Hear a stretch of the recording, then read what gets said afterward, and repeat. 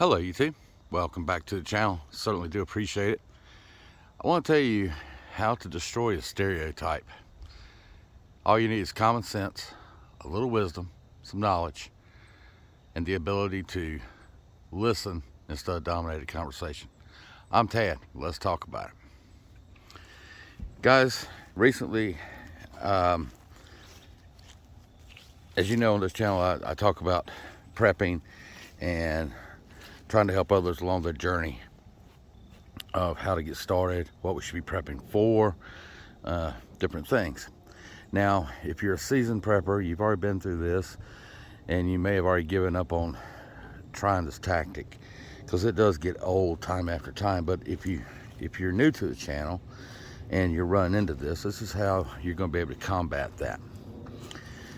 I had a conversation with someone that I was actually, at the end of the conversation, I was able to change his mind. Not by shouting, overriding, gentle information, knowledge, wisdom, and listening. He wanted to know, as a prepper, it was like alien to him. It was like we're on the fringe. We're out there. We're running around in camouflage and doing all types of crazy stuff that, has been portrayed of preppers. Now, yes, you can take anything to an extreme. I know there are extreme preppers. I know there are extreme drinkers. I know there are extreme shoppers. So, yes, we could talk about all of that, and there's an extreme in everything. But what I tried to instill in him, he said, well, what exactly are you prepping for? Are you waiting for the zombie apocalypse? Are you waiting for EMP? Are you waiting for, societal collapse? I'm like, yeah, I am. He said, see, that's crazy to me. I said, but let me ask you. I said, I'm also prepping for other things. Do you remember when you couldn't find food during the 2020 event? He's like, yeah. I was like, I had food. I said, that was not a zombie apocalypse. That was not a nuclear detonation. That was a virus. I said, I've known preppers that have temporarily lost their jobs. They had enough fuel stored, they didn't need to go to the gas stations. They had food that they could eat off of for months and not have to step foot and spend a penny in a grocery store. So that way their funds went to their utilities, keeping a roof over their head, making a car payment, whatever bills they had. They were ahead of the game, maybe not 100%, but they were ahead of the game. I said, if the power goes out at your house due to a winter storm, hurricane, weather event, what are you going to do? He said, well, the power company will fix it. I said, you're right, they will. 99.9% of the time, I've never seen it not happen. I said, but when it happens with me, we turn the generator on or we use our solar backup. I said, our food doesn't spoil. I said, that's not a zombie apocalypse. That's not a nuclear blast. It's not an EMP. It's just nature. And now I've got his attention. You can see the wheels starting to spin. And he said, so you're not really prepping for a certain event. You're just prepping for any downturn that could affect you. And I'm like, yeah. I said, we have extra medicine. We have extra food. I said, just think about it. If you were trapped in your house, say it snowed 4 foot in your location. I said, and you couldn't leave your house for, say, a week. I said, do you have enough stuff to carry you and your family over for a week? Just a week. Do you have enough? Do you have a way to have power? Do you have a way to cook should the power be out? And now his wheels are really spinning. He said, no, I don't think I have that. I said, so if you want to remedy that situation by going out, buying 2 or 3 cases of water, a little at a time. I'm not saying go spend everything today.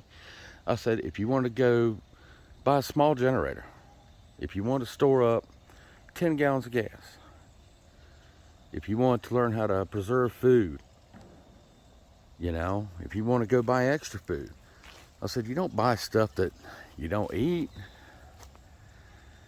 And he said, well, that kind of makes sense a little bit. He said, but everybody else is buying all this crazy stuff and everything. I'm like, and you can do that. If you feel that that's your journey you need to prepare for, by all means, go for it. You know?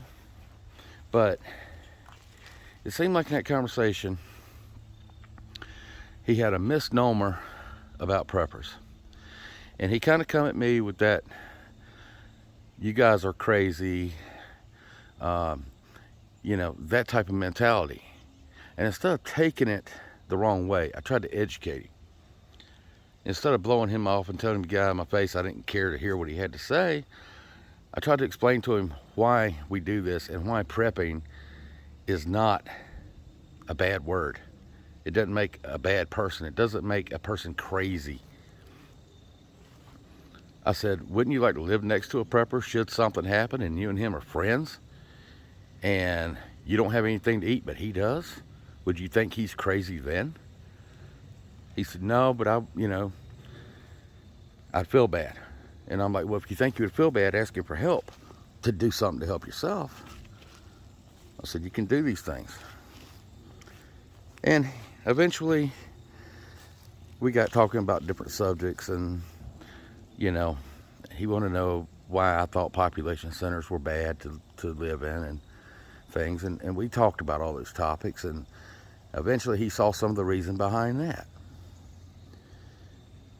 Because like I told him, nothing's going to happen in a small town because it doesn't get the press, it doesn't get the terror, it doesn't get the result that somebody or an organization may want. He kind of understood that. And then I told him about mobility and being in a population center.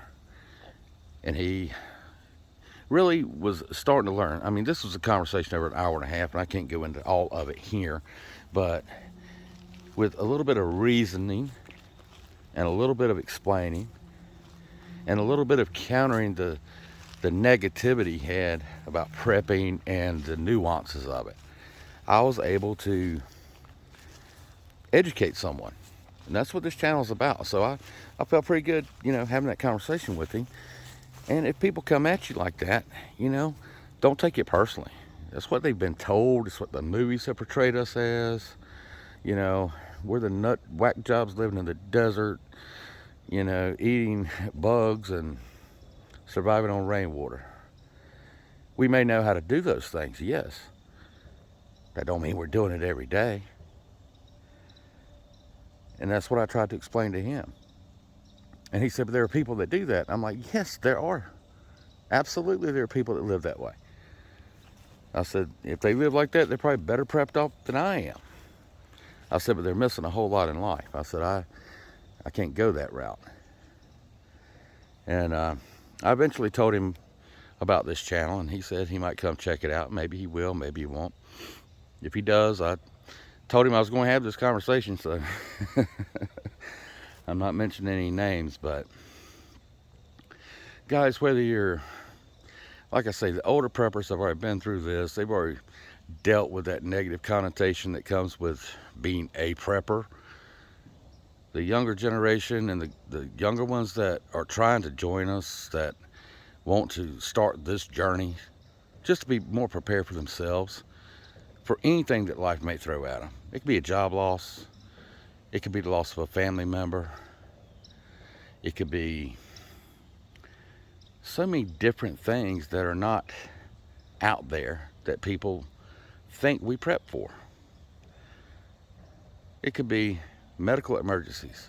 You could have the same thing we had in the 2020, and we know where that got us, and we know how bare the shelves were then, and we know how the supply chain got.